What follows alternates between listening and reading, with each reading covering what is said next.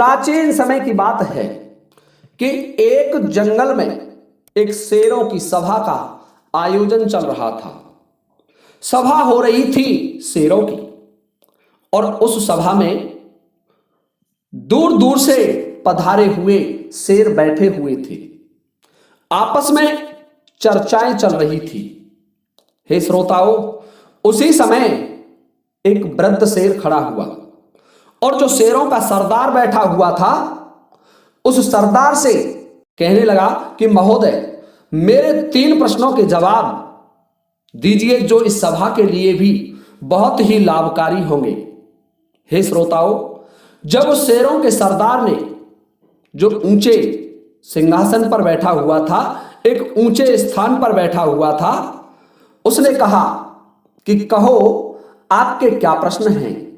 तो देखिए श्रोताओं, वो वृद्ध शेर कहने लगा कि मेरा पहला प्रश्न है, सबसे बड़ा घाव किस अस्त्र से दिया जा सकता है जो संपूर्ण जीवन में भी भर नहीं सकता।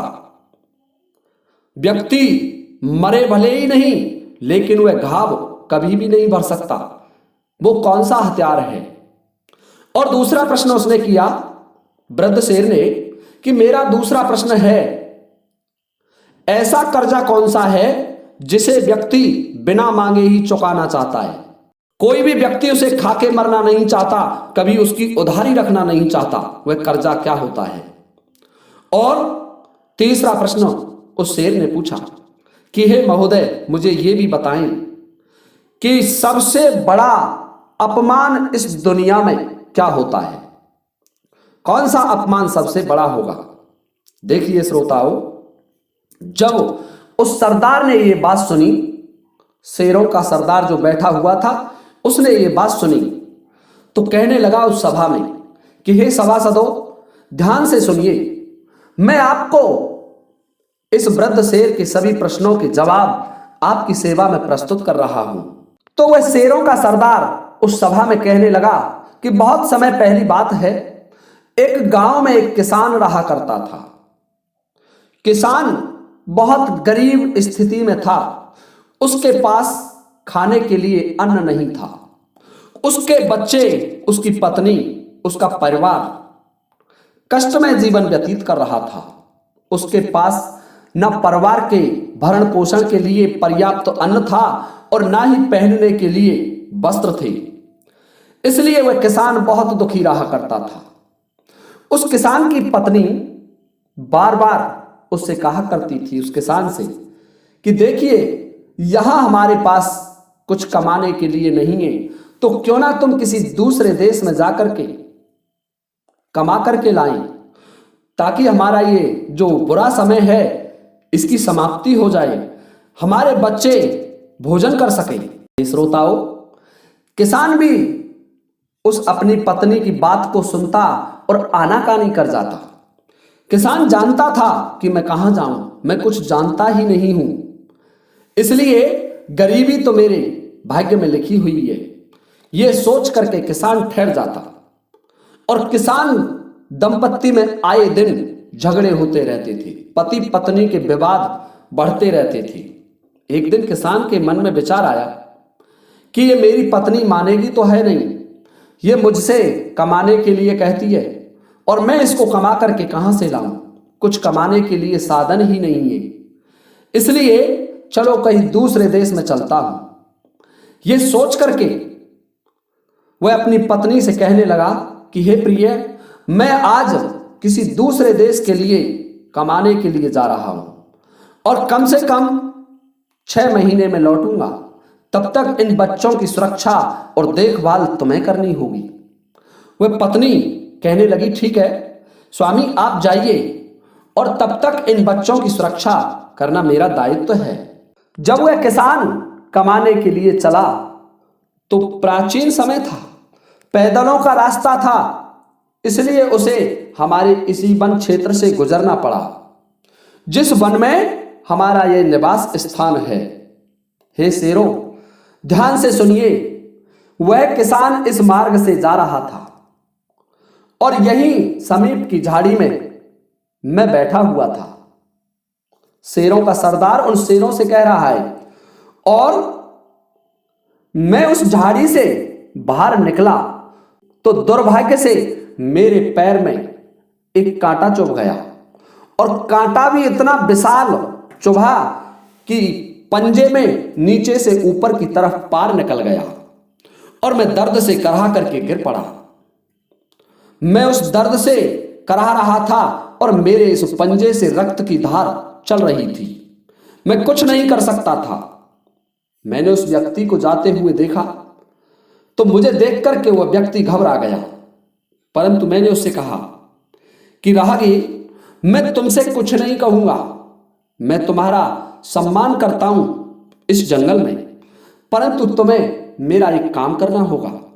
तो वह किसान कहने लगा कि कहिए शेर, मुझे तुम्हारा क्या काम करना है कि मेरे पैर में यह कांटा चुभ गया है, और इस कांटे को यदि तुम निकाल दें तो मैं तुम्हारा आजीवन आभारी रहूंगा, तुम्हारा हमेशा एहसानमंद रहूंगा, मैं तुम्हारा एहसान मानूंगा। तो और शेर कहने लगे कि फिर क्या हुआ आपके साथ, कि वह किसान तुम्हारी बात मान गया? कि हां, उस किसान से जब मैंने कहा कि मेरा ये कांटा निकाल दीजिए, तो उस किसान ने मेरा कांटा अपने दांतों से खींच करके बाहर निकाल दिया, और मेरे पैर से जब रक्त बहने लगा तो अपने जो धोती का पहन रखी थी उसमें से एक चीर निकाली, एक टुकड़ा निकाला फाड़ करके, और उस टुकड़े को मेरे पैर से बांध दिया, और मेरा वो जो खून निकला था वह भी बंद हो गया। अब तो मुझे उस किसान पर बड़ी दया आई, मेरा वो बहुत प्रिय हो गया। मैं उस किसान से पूछने लगा कि हे किसान, तुम कहाँ जा रहे हो और किस कारण से जा रहे हो? इस जंगल में आने का प्रयोजन क्या है? ये तो सुनसान वन है, इसमें तो तुम मारे जा सकते हो या हिंसक पशु मिलेंगे, लेकिन तुम इस वन में क्यों चले आए? तो वह किसान मुझसे बोला कि देखिए भाई शेर, मैं बहुत गरीब हूं, मेरे बच्चे भूखे मर रहे हैं, मेरे पास खाने के लिए कुछ भी नहीं है, इसलिए कुछ खाने कमाने के लिए विदेश जा रहा था। तो यह बात सुनकर के श्रोताओं, वह शेर कहने लगा कि किसान, तू मेरे साथ आ।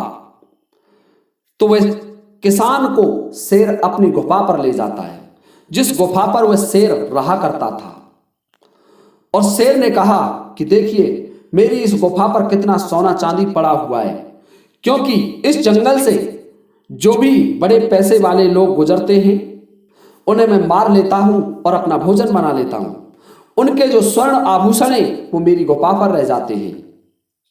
तो हे किसान, तुम इनमें से जितना ले जा सको उतने ले जाइए। जब श्रोताओं किसान ने उस शेर की बात सुनी तो किसान बड़ा प्रसन्न हुआ, और किसान ने उस स्वर्ण आभूषणों में से, जो सोने चांदी के आभूषण थे, उनमें से अपनी धोती खोली और उसमें एक गठरी बांध ली, और गठरी बांध करके शेर को प्रणाम किया और चल दिया अपने नगर की ओर। जब अपने नगर में आया तो अपनी पत्नी से कहने लगा कि आज तो मैं बहुत धन कमा करके लाया हूं। उसकी पत्नी कहने लगी कि इतनी जल्दी आप कहां से धन कमा लाए? तो वह बोला कि देखिए, आप देखेंगी तभी तो, आओ मेरे साथ। हे श्रोताओं, जब पत्नी ने वह धन देखा तो पूछने लगी ये कहां से आया? तो वह किसान कहने लगा कि यह धन मेरा एक मित्र है शेर, और उसने मुझे प्रदान किया है, उसने मुझे दिया है। तो वह जो किसान की पत्नी थी बड़ी प्रसन्न हुई। अब तो दोनों, किसान और किसान की पत्नी, बड़े प्रसन्नता पूर्वक जीवन यापन करने लगे, रहने लगे। अब किसान पति पत्नियों के पास धन की कमी तो थी ही नहीं, धनवान हो गए, बहुत बड़ा महल बना लिया। समय और निकला धीरे धीरे, तो एक दिन किसान के मन में विचार आया कि मैं मेरी पुत्री का विवाह करूंगा। धीरे धीरे और समय निकला, और वह समय आ पहुंचा जब किसान की पुत्री का विवाह था। किसान अपनी पुत्री का विवाह कर रहा था, विवाह के लिए निमंत्रण दे रहा था, और तभी उस किसान के मन में विचार आया कि मेरा एक मित्र है शेर, और उसने मुझे बहुत धन दिया था और उसी के धन से मैं इतना बड़ा वैभवशाली हुआ हूं। चलिए मैं उसके पास से और धन लेकर के आऊंगा और उसे निमंत्रण दे आऊंगा। यह सोच करके अपनी पुत्री के विवाह का निमंत्रण लेकर के वह उसी जंगल की तरफ चल देता है। और वह शेर कह रहा है कि जब मैंने उस किसान को आते हुए देखा तो मेरे मन में विचार आया कि ये तो वही किसान है जिसने काफी समय पहले मेरे पैर से कांटा निकाला था, परंतु अब ये क्यों आ रहा है? ये तो मेरा मित्र है, इसको तो मैंने परम मित्र बना लिया था, परंतु हो सकता है इसके पास फिर धन की कमी आ गई हो। जब उस किसान ने मुझे देखा तो किसान ने दूर से उस शेर को प्रणाम किया। हे श्रोताओं, वह शेर उस किसान को फिर अपनी गुफा पर ले आया और पूछने लगा कि मित्र कैसे आना हुआ। तो वह किसान उस शेर से कहने लगा कि मित्र, कुछ धन की कमी पड़ गई थी, एक पुत्री का विवाह है और उसके प्रयोजन के लिए मुझे धन चाहिए और आपके लिए निमंत्रण भी देना था। ये मैं आपको निमंत्रण देता हूं और वो निर्धारित तिथि बता दी कि उस तिथि का मेरी पुत्री का विवाह है और आपको कम से कम 10-20 मित्रों के साथ वहां आना होगा। जब शेर ने ये बात सुनी उस किसान की तो शेर किसान से कहने लगा कि देखिए किसान, तू धन तो जितना चाहे उतना ले जा, मेरी इस गुफा पर बहुत पड़ा हुआ है और मैं सोना चांदी खाता नहीं हूं, तू गठरी बांध और ले जा। रही बात तेरे निमंत्रण की तो तू मुझे निमंत्रण मत दे, क्योंकि मैं एक जंगल का राजा हूं, मैं एक शेर हूं, मांसाहारी प्राणी हूं और तू एक मानव है। तेरी बारात आएगी लड़की की, तेरे रिश्तेदार एकत्र होंगे और जब मैं आऊंगा तो मुझे देख करके सब भाग जाएंगे डर करके, इसलिए मुझे निमंत्रण मत दीजिए। निमंत्रण तो दे दिया, कोई बात नहीं है, लेकिन बुलाने की जिद मत करें। परंतु देखिए श्रोताओं, वो किसान उस समय धन के लालच में फंसा हुआ था, तो कहने लगा कि नहीं, आपको आना है, आपको मैं अलग से व्यवस्था कराऊंगा, आपको खाने के लिए अलग से मांस मंगाऊंगा और आपको कोई कष्ट नहीं होने दूंगा। शेर कहने लगा उस किसान से कि देखिए किसान, तू मेरा सम्मान नहीं कर पाएगा वहां, मैं जानता हूं इस बात को, तू मुझे मत बुलाए। परंतु श्रोताओं, वो किसान नहीं मानता है और कह देता है कि आप यदि नहीं आए तो आपसे मेरी मित्रता समाप्त हो जाएगी। श्रोताओं, शेर तो शेर ही था, शेर तो गुण मान रहा था उस किसान का कि उसने उसके पैर से कांटा निकाल दिया था। देता है, जाइए मित्र, मैं अवश्य आऊंगा तुम्हारी लड़की की शादी में। हे श्रोताओं, जब वह निर्धारित दिन आया किसान की लड़की की शादी का, तो उसने अपने 10-20 साथियों से कहा कि आज मेरे मित्र की लड़की की शादी है, विवाह है, उसमें हम सभी चलेंगे। शेर कहने लगे, तुम्हारे मित्र कैसे हुए कि मेरा एक किसान मित्र है और उसकी लड़की की शादी है। अन्य शेर कहने लगे, क्यों पागल हो रहा है, तू वहां चलेगा तो वो मानव तो डर के भाग जाएंगे और तेरा मित्र क्या कहेगा कि नहीं, मुझे वो बहुत आग्रह पूर्वक मना करके निवेदन करके कहकर गया है, इसलिए मुझे उसके विवाह में तो अवश्य जाना है। हे श्रोताओं, वह शेर 10-20 साथियों को साथ में लेकर के चल देता है उसी किसान के गांव के लिए और कुछ घंटों का सफर तय करके उस किसान के गांव में पहुंच जाता है और किसान का घर सीधा जहां भीड़ हो रही थी वो पहचान गया कि ये किसान का घर है, उसके घर की तरफ सीधा चल देते हैं। 10-20 शेरों का झुंड जब आता हुआ किसान के रिश्तेदारों ने देखा तो जो भोजन कर रहे थे भोजन की थालियों को छोड़ छोड़ करके भाग गए, समस्त बारात भाग गई छोड़ करके कि शेर आ गए। वह शेर वहां से चुपचाप निकले और उस किसान के घर पहुंच गए। श्रोताओं, जब किसान ने यह देखा कि इन शेरों के आने से मेरे सगे संबंधी भाग गए हैं, मेरी बारात भाग गई है, मेरी पुत्री का जो विवाह था उसमें विघ्न आ गई, बाधा पैदा हो गई है, तो मन में सोचने लगा कि इस दुष्ट ने मेरी पुत्री का विवाह बिगाड़ दिया, मेरी पुत्री का विवाह खराब कर दिया। उसके मन में यह विचार आया और वह जो किसान था घर के अंदर गया और जाकर के अपनी पत्नी से कहने लगा कि मैं तो उस दुष्ट को वैसे ही निमंत्रण दे करके आया था कि ये कौन का आएगा, परंतु देखिए ये शेर कितना निर्लज्ज प्राणी है कि ये मानवों के यहां भी आ गया और इसने मेरे जो विवाह का उत्साह था वो सब खराब कर दिया, मेरे विवाह का आनंद खराब कर दिया, मेरा कितना माल खराब हो गया, मेरा कितना पैसा बर्बाद हो गया। श्रोताओं, जब ये बातें पड़ोस में ही बगल में ही खड़े हुए उसके साथी शेरों ने और उस शेर ने सुनी तो वह शेर मन में सोचने लगा कि ये किसान तो मुझे अपमानित कर रहा है, ये शेर को गाली दे रहा था वो किसान। तो उसके साथी कहने लगे कि यार तू तो ये कह रहा था कि मेरा बहुत प्रिय मित्र है, वो तो मेरे लिए प्राण दे सकता है, यहां तो हमारा अपमान हो रहा है और वो भी सार्वजनिक रूप से, इससे बड़ा अपमान क्या होगा। तो वह शेर उस किसान से कहने लगा कि मित्र, अब हम जा रहे हैं, तुम्हारे सगे संबंधी भाग गए हैं डर की वजह से, परंतु हम तो तुम्हारे विवाह का समारोह देखने आए थे, पर एक काम कीजिए। किसान बोला, बोलो क्या काम करना है। कि एक कुल्हाड़ी लेकर के आ और मेरे सिर में खुजली चल रही है, मेरी खुजली तभी मिटेगी जब तू एक कुल्हाड़ी मेरे सिर पर मार देगा। किसान तो रिसा रहा था, पहले ही गर्म हो रहा था, उसको क्रोध तो पहले ही आ रहा था। तो किसान रिस की वजह से कुल्हाड़ी लाया और उस शेर ने अपना सिर नीचा किया और किसान ने वो कुल्हाड़ी उसके सिर पर मार दी। श्रोताओं, कुल्हाड़ी से शेर का जो मूड़ था, सिर था, वो कट गया और खून निकलने लगे। अन्य उसके साथी कहने लगे कि मित्र, ये क्या किया, तुमने तो अपना सिर भी फुड़वा लिया, तुम कहें तो हम इस किसान सहित ये संपूर्ण गांव नष्ट कर दें। शेर बोला कि नहीं मित्रों, ऐसा नहीं करना है, चलिए, ये तो मेरी खुजली चल रही थी, ये तो मेरा परम मित्र है, इसलिए मैं इसे कुछ नहीं कह सकता, चलो मेरे साथ वापस लौट के चलिए, हम तो अपने जंगल में ही चलेंगे।